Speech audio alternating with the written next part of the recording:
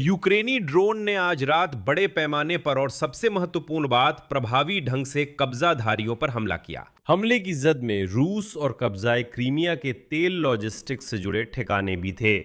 लेकिन सबसे बड़ी खबर यह है कि रूसी संघ के तगान रोग में जलते हुए TU-142 विमान, तेल टैंकर और इस्कंदर मिसाइल सिस्टम का वीडियो सामने आया है। इसके अलावा रूस में एक और तेल डिपो फिर से जल रहा है। और इसी बीच एक बहुत ही महत्वपूर्ण खबर सामने आई है। यूक्रेन और कनाडा ने यूक्रेनी सेना के लिए संयुक्त रूप से ड्रोन उत्पादन शुरू करने पर सहमति जताई है। यह संयंत्र कनाडा में स्थापित किया जाएगा और ये ड्रोन रूस में कब्जाधारियों पर हमला करेंगे। साथ ही हमारे सहयोगियों से जुड़ी कुछ जटिल कूटनीतिक खबरें भी हैं। पोलैंड के राष्ट्रपति करोल लाव्रोत्स्की ने यूक्रेन और राष्ट्रपति ज़ेलेंस्की पर धमकी भरे लहजे में निशाना साधा। वार्सो में इस बात को लेकर नाराजगी है कि यूक्रेन की सशस्त्र सेनाओं की विशेष अभियान बलों की एक इकाई को यूक्रेनी विद्रोही सेना के नायकों का नाम दिया गया है। इस एपिसोड में हम जानेंगे कि पोलैंड से टकराव कितना खतरनाक है और इसका अंत क्या हो सकता है। मेरा नाम अलेक्सेय पेचिए है। आइए इन विषयों पर चर्चा करें। लेकिन शुरू करने से पहले मैं आपसे अनुरोध करता हूं कि इस चैनल को सब्सक्राइब करें, इस एपिसोड को लाइक करें और कोई भी अपनी टिप्पणी लिखें। साथ ही टेलीग्राम चैनल पेचिए न्यूज को भी सब्सक्राइब करें, लिंक डिस्क्रिप्शन में है। तो चलिए रूस पर हुए हमले की खबरों से शुरू करते हैं। 30 मई की रात को रूसी वायु रक्षा बलों ने 12 क्षेत्रों के ऊपर, साथ ही कब्जे वाले क्रीमिया और अजोवो सागर के ऊपर 127 यूक्रेनी विमान प्रकार के ड्रोन को मार गिराया। इसकी जानकारी खुद रूसियों ने दी है। ड्रोन ने अर्माविर के औद्योगिक क्षेत्र में स्थित युजनाया नेफ्तेनाया कंपनी के ट्रांजिट ऑयल डिपो को निशाना बनाया, जो क्रास्नोदार क्राय में है। इस स्थान पर आग लग गई। इसके अलावा प्रिमोर्स्को अख्तार्स्क में भी कुछ जल रहा था, जहां एक सैन्य हवाई अड्डा स्थित है।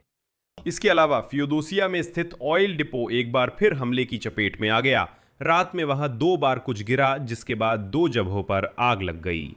और सैटेलाइट से ली गई तस्वीरों के अनुसार धुएं का गुबार लगभग 10 किलोमीटर तक काले सागर की ओर फैल गया।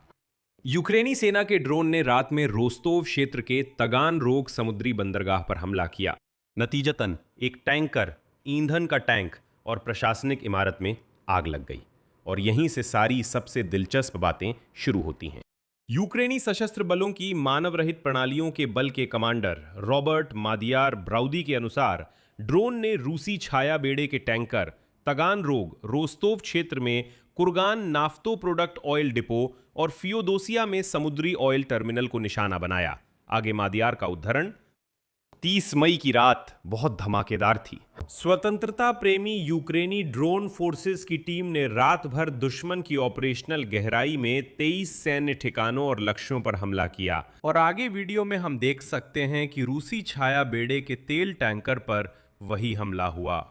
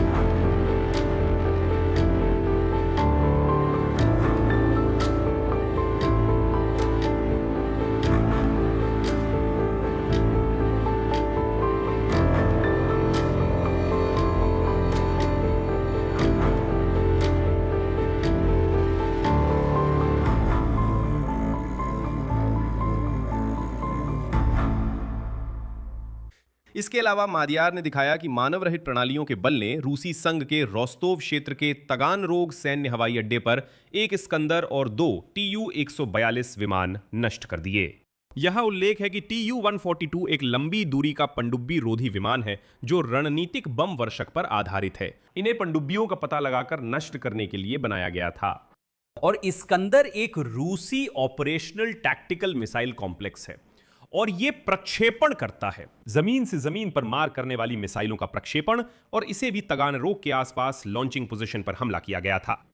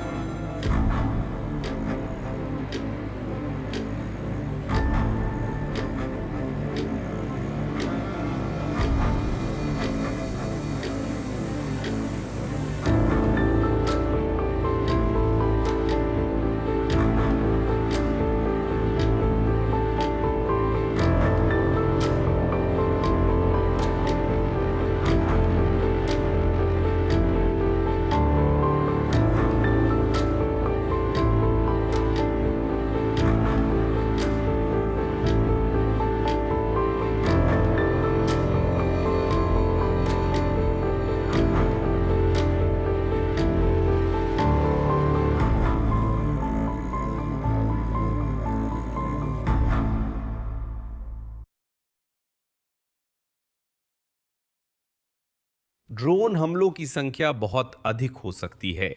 यूक्रेन और कनाडा ने यूक्रेनी सेना के लिए संयुक्त ड्रोन उत्पादन पर सहमति दी है। समझौते के तहत एक नया उद्यम बनेगा और ड्रोन खासतौर पर यूक्रेन की रक्षा बलों को भेजे जाएंगे। जैसा कि बताया गया है, यह परियोजना यूक्रेन और कनाडा की सरकारों के समर्थन से लागू की जाएगी। ये यूक्रेनी रक्षकों को टोही और अभियानों की योजना बनाने के लिए उपकरणों की आपूर्ति को तेज करेगा। ये परियोजना यूक्रेन और कनाडा दोनों के लिए फायदेमंद है। मूल बात यह है कि इस परियोजना के तहत कनाडा में महत्वपूर्ण तकनीकों के क्षेत्र में उत्पादन क्षमता का विस्तार किया जाएगा, साथ ही आधुनिक युद्ध के प्रभावी समाधानों तक पहुंच भी मिलेगी।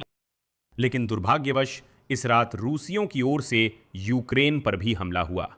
30 मई की रात रूस ने यूक्रेन पर Iskander M ballistic missile, 6 cruise मिसाइलें, X-101 और 290 हमलावर ड्रोन से हमला किया। यूक्रेनी वायु रक्षा द्वारा 284 लक्ष्यों को मार गिराया या दबा दिया गया, जिनमें 5 X-101 मिसाइलें और 269 दुश्मन ड्रोन शामिल हैं। सबसे ज्यादा प्रभावित सुमी क्षेत्र हुआ, जिसे रूसी लगातार आतंकित कर रहे हैं। और अब मोर्चे की स्थिति से हम कूटनीतिक विवाद की ओर बढ़ते हैं। पोलैंड के लोगों ने यूक्रेन और उसके नेतृत्व की आलोचना की और यूक्रेन को तोड़ने की भी बात की। पोलैंड के राष्ट्रपति कैरोल नवरोत्स्की और प्रधानमंत्री डोनाल्ड टस्क भी व्यक्तिगत धमकी दे रहे हैं। आइए अब शांतिपूर्वक चर्चा करें। तो 26 मई की पूर्व संध्या पर यूक्रेन की सशस्त्र सेनाओं के विशेष अभियान बलों के दिवस की पूर्व संध्या पर राष्ट्रपति व्लादिमीर जेलेंस्की ने यूक्रेनी विद्रोही सेना यानी यूपा के नायकों के सम्मान में एक मानद उपाधि प्रदान की। ये उपाधि यूक्रेन की सशस्त्र सेनाओं के विशेष अभियान बलों के अलग विशेष अभियान केंद्र सेवेर को दी गई थी। राष्ट्रपति के आदेश में कहा गया है कि इसका उद्देश्य सेना की ऐतिहासिक परंपराएं पुनर्स्थापित करना है। अगले ही दिन यानी 27 मई को इस खबर को पोलैंड के दक्षिणपंथी और अति दक्षिणपंथी राजनेताओं ने उठा लिया, जिन्होंने जेलेंस्की के फैसले को बेहद आपत्तिजनक बताया और पोलैंड की सरकार से ठोस कदम उठाने की मांग की। इन दक्षिणपंथी पोलिश नेताओं ने इसे कृतज्ञता का प्रदर्शन बताया। दक्षिणपंथी ताकतें यूक्रेनी विद्रोही सेना पर द्वितीय विश्व युद्ध के दौरान पोलिश लोगों की हत्याओं का आरोप लगाती हैं और खास तौर पर पोलैंड के दक्षिणपंथी रूसी प्रचार का पसंदीदा मुद्दा उठाते हैं। ये वोलिन नरसंहार और 1943-1944 में पूर्वी गैलिसिया के क्षेत्र में पोलिश आबादी का विनाश है। लेकिन इसी समय कई यूक्रेनियों के लिए यूपीए यानी यूक्रेनी विद्रोही सेना अपने देश की आजादी के लिए यूक्रेनी जनता के संघर्ष का प्रतीक है। ये उल्लेखनीय है कि हाल ही में पोलैंड में पोलिश और यूक्रेनी इतिहासकारों के शिखर सम्मेलन हुए, जो इस मुद्दे पर आपसी समझ बनाने का रास्ता खोज रहे थे। इस पूरे विवाद के भड़कने के 3 दिन बाद पोलैंड के राष्ट्रपति कारोल नावरोड्स्की ने खुद इस स्थिति पर टिप्पणी की। उन्होंने व्लादिमीर जेलेंस्की की उस फैसले की आलोचना की जिसमें यूक्रेनी सेना की एक यूनिट को यूपीए नायकों का नाम दिया गया। उनके अनुसार इससे रूसी प्रचार को ऑक्सीजन मिली। आगे मैं नावरोट्स्की का उद्धरण पेश करता हूं। यह इस बात का भी प्रमाण है कि जो लोग कहते हैं कि यूक्रेन को बिना किसी शर्त के यूरोपीय संघ में शामिल होना चाहिए, वे बहुत गलत हैं। राष्ट्रपति जेलेंस्की ने दिखा दिया कि यूक्रेन मानसिक रूप से यूरोपीय परिवार में शामिल होने के लिए तैयार नहीं है। यूक्रेन अपनी स्मृति नीति, अपनी ऐतिहासिक नीति बना सकता है, लेकिन पोलैंड को भी अपनी स्मृति नीति और ऐतिहासिक नीति बनाने का अधिकार है। 8 जून को श्वेत ईगल ऑर्डर की परिषद की बैठक होगी। मैंने प्रस्ताव रखा कि एजेंडा के एक बिंदु के रूप में यूक्रेन के राष्ट्रपति वोलोदिमीर जेलेंस्की से यह ऑर्डर वापस लिया जाए। यह इस पल की बारीकी नोट करना जरूरी है, क्योंकि 2 दिन तक नावरोत्स्की ने जेलेंस्की के फैसले पर कोई टिप्पणी नहीं की, ठीक वैसे ही जैसे उनके विरोधी डोनाल्ड टस्क और विदेश मंत्री रादोस्लाव सिकोर्स्की, जो यूक्रेन के प्रति अधिक सहानुभूति रखते हैं। इन तीनों ने संकेत दिया कि अभी झगड़े का वक्त नहीं है, लेकिन पोलैंड के दक्षिणपंथियों को शांत करने के लिए प्रतीकात्मक फैसला जरूरी होगा। संभावना है कि जेलेंस्की से order of the white eagle वापस ले लिया जाएगा और यही कहानी खत्म होगी। यूक्रेन के विदेश मंत्रालय ने शांतिपूर्वक पोलैंड को याद दिलाया कि यूक्रेन उनकी बातों को ध्यान में रखकर कदम उठा रहा है, इसलिए विवाद को ज्यादा भड़काना ठीक नहीं। अब मैं यूक्रेन के विदेश मंत्रालय के प्रवक्ता गेओर्गी तिखोई का सीधा उद्धरण पेश करूंगा। ये निराशाजनक है, क्योंकि ये यूक्रेन पोलैंड संबंधों में पिछले 1.5 साल में देखी गई समस्याओं के समाधान की प्रवृत्ति के विपरीत है। खोज और शव उत्खनन की प्रक्रिया दोबारा शुरू हुई। कई वर्षों बाद इतिहासकारों की कांग्रेस ने भी काम फिर से शुरू किया। अतीत पर चर्चा सार्थक होनी चाहिए और विश्वसनीय स्रोतों पर आधारित होनी चाहिए। हमारा इतिहास इसकी पुष्टि करता है। यूक्रेनियों और पोलैंड वासियों के बीच विवादों का लाभ केवल मॉस्को को ही होता है। अपनी इकाई को मानद उपाधि देने की पहल करते समय हमारे सैनिकों का उद्देश्य निश्चित रूप से मित्रवत पोलिश जनता का अपमान करना नहीं था। उनके लिए यूपीए का संघर्ष केवल मॉस्को की साम्राज्यवादी नीति के खिलाफ विरोध का प्रतीक है और किसी भी तरह से यह पोलैंड वासियों के खिलाफ नहीं है। साथ ही इतिहास के दुखद पन्नों को नकारा नहीं जा सकता, जिनमें द्वितीय विश्व युद्ध के वर्षों में यूक्रेनी और पोलिश टुकड़ियों के सैनिकों द्वारा शांतिपूर्ण नागरिकों के खिलाफ किए गए अपराध भी शामिल हैं। मैं बस ये कहना चाहूंगा कि आगे चाहे कुछ भी हो, और यूक्रेन वासी हमेशा पोलिश जनता के अद्भुत उत्साह को याद रखेंगे, जिन्होंने रूस द्वारा शुरू की गई पूर्ण पैमाने की युद्ध के पहले दिनों से ही ईमानदारी और निष्ठा के साथ यूक्रेन वासियों की मदद की है और कर रहे हैं। यहां मैं विराम लगाऊंगा। अपनी राय और निष्कर्ष इस एपिसोड के नीचे कमेंट्स में लिखें। चैनल को सब्सक्राइब करें, बेल आइकन दबाएं और लाइक करना ना भूलें। अगर आप इस YouTube चैनल के काम को सपोर्ट करना चाहते हैं तो आप इस वीडियो के डिस्क्रिप्शन में दिए गए किसी भी डोनेशन लिंक या डिटेल्स के जरिए या फिर अपनी स्क्रीन पर दिख रहे QR कोड से ऐसा कर सकते हैं। बस इतना ही। अपना ख्याल रखें। सबको अलविदा।